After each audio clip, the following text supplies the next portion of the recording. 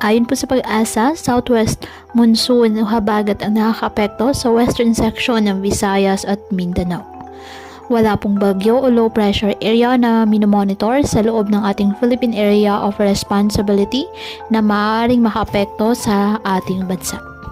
Ngayong araw, ang Occidental Mindoro, Palawan, Western Visayas, Zamboanga Peninsula, Basilan, Sulu at Tawi-Tawi asahan na maulap na kalangitan na may kalat-kalat na pag-ulan at thunderstorms dahil po sa habagat o southwest monsoon.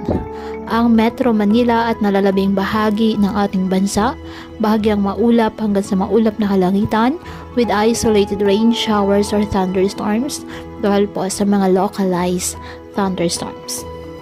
Kaya patuloy pa rin po natin na pinag-iingat ang ating mga kababayan sa banta po ng mga posibilidad ng pagbaha at pagguho ng lupa lalo na kapag may malalakas na ulan at ugaliin po na magdala palagi ng payong o hatan mo panangga sa ulan sa tuwing lalabas po ng ating mga tahanan. At yan po muna ang update sa lagay ng panahon ngayong araw.